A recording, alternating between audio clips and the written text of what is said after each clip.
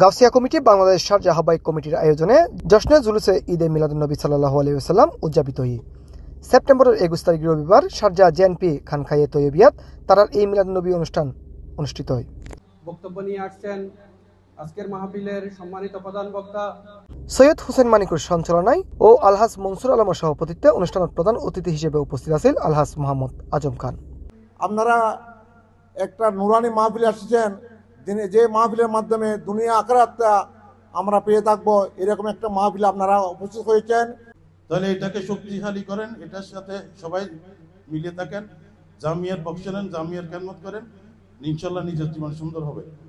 মিলাদ মাহফিলত প্রধান বক্তা হিসেবে উপস্থিত আছেন আলহাজ মোহাম্মদ ইয়াসিন ও প্রধান ওয়াইজিন আসিল আলহাজ মাওলানা জামালউদ্দিন আল কাদেরী। মাহফিলত বক্তা কল ঈদে মিলাদুন্নবীর বিভিন্ন দিক ও তাৎপর্য তুলে ধরে। যারা নিজের নফসের উপর বড় বড় জুলুম করে, তোমাদের গুনাহ যদি পরিষ্কার করতে চাও, গুনাহ যদি মাফ করতে চাও, ঈদে মিলাদুন্নবীর মাহফিলে এসে বসো, জোরে বলো সুবহানাল্লাহ। গাউসিয়া কমিটির জমিনে যেভাবে খেদমত করে যাচ্ছেন, এটা আপনারা আমরা সকলেই জানি। এই সময় এর বিশেষ অতিথি হিসেবে আরো উপস্থিত আছেন আলহাজ দিদারুল আলম, আব্দুল কাদের, মৌলানা করিম, আফসার, হারুন, আলমগীর, হাফেজ এনাম সহ গাউসিয়া কমিটি বাংলাদেশ সংযুক্ত আরব আমিরাতর বিভিন্ন প্রাদেশিক শাখা ও ইউনিট শাখার নেতৃবৃন্দ।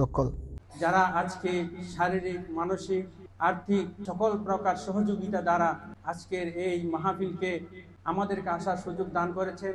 আল্লাহর সৃষ্টি জগতের জন্য ওনাকে রহমত স্বরূপ আল্লাহ পাঠিয়েছেন।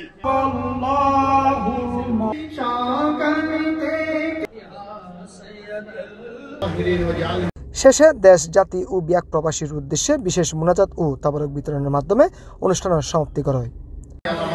ডেস্ক নিউজ, সি+ টিভি, সংযুক্ত আরব আমিরাত।